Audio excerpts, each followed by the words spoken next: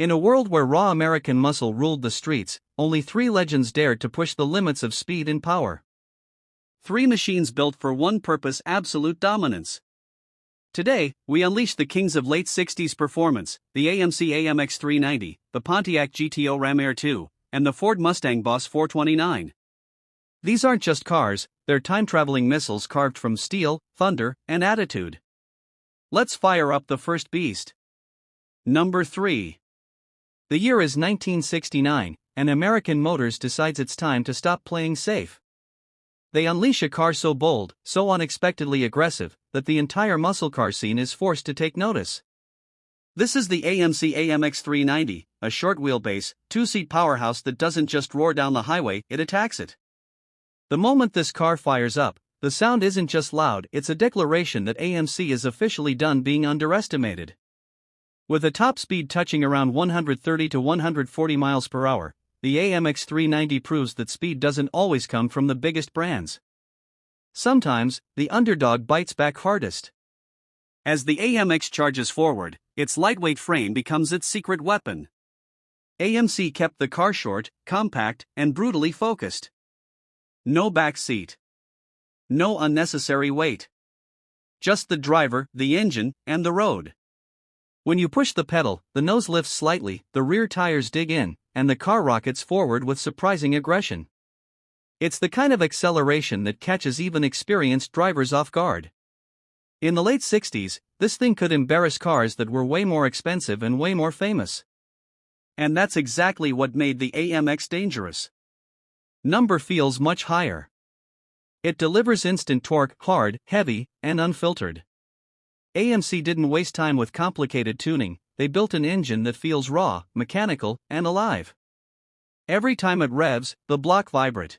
Under the hood lives the heart of the beast, a 390 cubic inch V8 pumping out around 315 horsepower, though anyone who has driven one will tell you the real number feels much higher. It delivers instant torque, hard, heavy, and unfiltered. AMC didn't waste time with complicated tuning, they built an engine that feels raw, mechanical, and alive.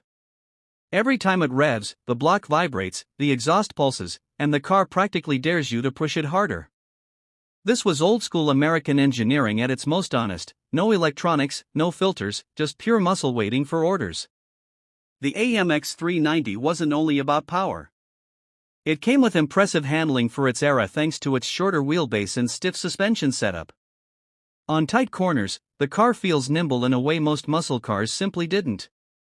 Where other cars felt big, heavy, and difficult to control, the AMX darted like a fighter jet, small but deadly. The low hood, wide stance, and muscular rear fenders made it look like a predator ready to launch at any moment. Even standing still, it had presence, like it might shake itself free and sprint down the road without a driver. Inside, the AMX kept things simple but sporty.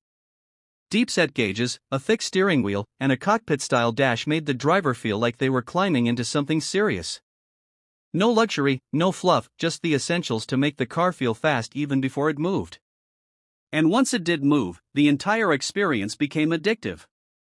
The rumble, the vibration, the surge of power, it all blended together into a feeling modern cars just can't recreate.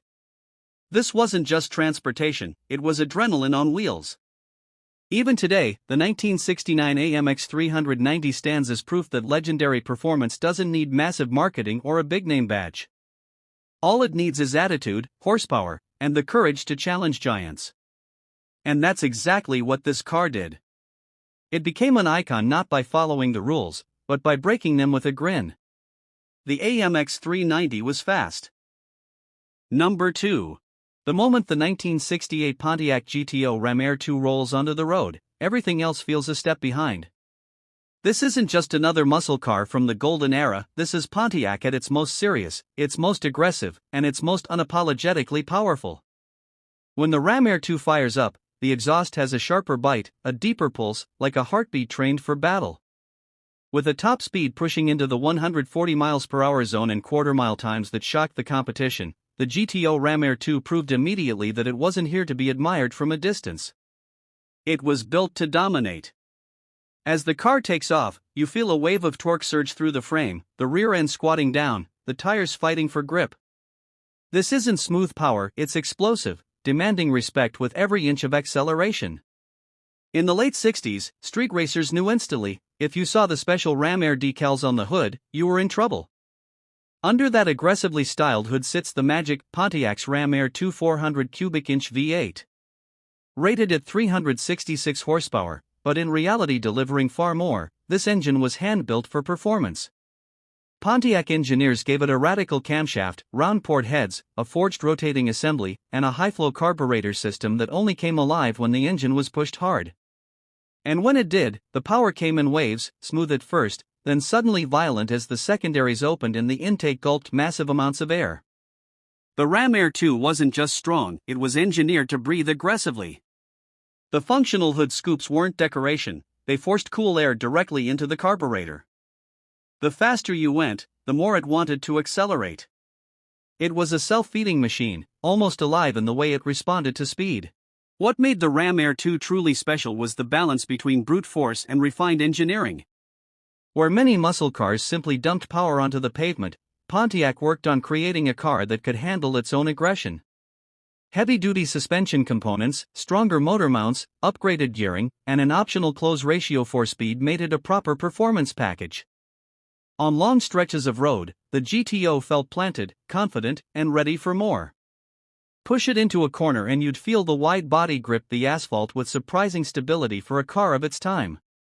The stance, the weight distribution, and the torque all combined into a uniquely controlled type of muscle, raw, but smart. It wasn't the wildest car to handle, but it demanded you be alert. It rewarded skilled drivers and punished the careless. Inside, the GTO Ram Air 2 delivered the perfect mix of comfort and aggression.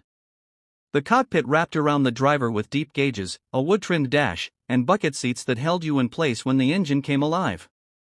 It had a sense of seriousness, like stepping into a machine meant for battle rather than a casual cruise. Everything inside whispered performance. Even the way the shifter clicked into gear felt deliberate, mechanical, confident. When you pressed the throttle, the entire cabin vibrated with a deep, satisfying rumble that reminded you exactly what kind of beast you were riding. On the streets of 1968, the Ram Air 2 was feared. Not because it was flashy, but because word spread fast about what it could do.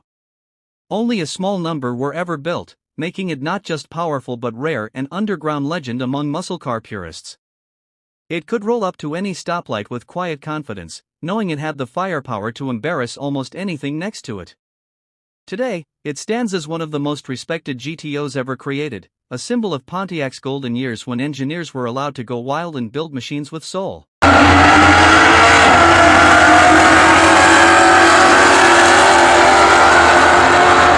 Number 1.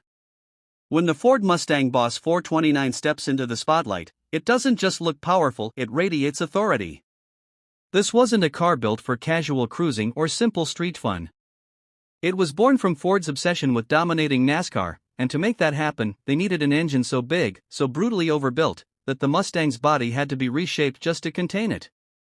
The moment you see the widened fenders, the lowered stance, and that massive hood scoop, you know instantly that this machine means business.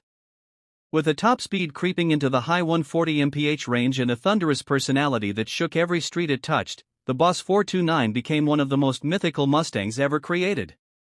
When it takes off, the surge of power feels different, smoother, deeper, and heavier, like the car is gathering momentum with the force of a rolling storm.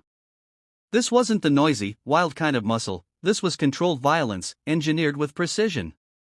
Under the hood rests the soul of the beast, Ford's legendary 429 cubic inch NASCAR-derived V8, known simply as the Boss 9. Officially rated at 375 horsepower, but in truth far beyond that number, this engine was built to live at high RPMs, breathing through huge semi-Hemi heads that looked like they belonged on a racetrack, not a street car. The intake ports were massive, the valves oversized, and the entire block engineered to handle extreme temperatures and incredible stress.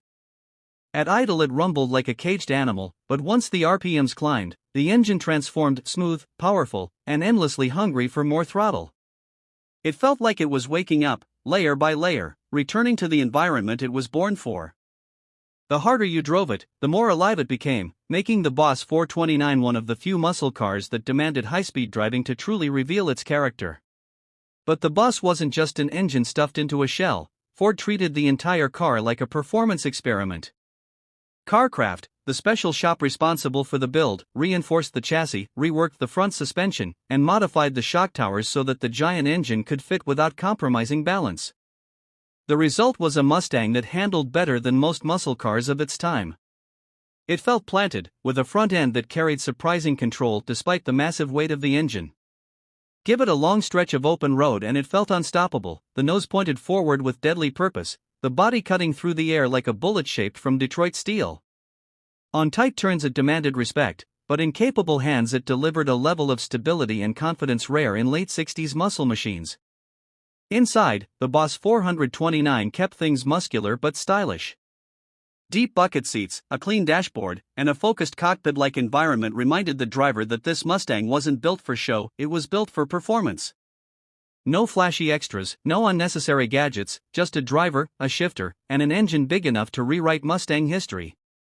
The moment you grip the steering wheel, you can feel the weight of the car's legacy. You feel the purpose behind every mechanical detail. When the engine revs and the whole cabin vibrates, it's a reminder that this was one of the closest things to a NASCAR engine the public could legally buy. In the streets of 1969 and 1970, the Boss 429 became a legend not because it was common, but because it was rare, intimidating, and unbelievably capable. Only a small number were ever produced, making it one of the most sought-after Mustangs in the world today. It wasn't the loudest or the flashiest, but it had a presence that silenced any competition around it. Even standing still, it looked like a heavyweight champion ready to step into the ring. The Ford Mustang Boss 429 wasn't just a muscle car, it was an engineering statement, a rolling reminder of what happens when a company pushes the limits purely for the love of speed. Brutal, beautiful, and unforgettable, the Boss 429 remains one of the greatest machines ever to wear the Mustang badge.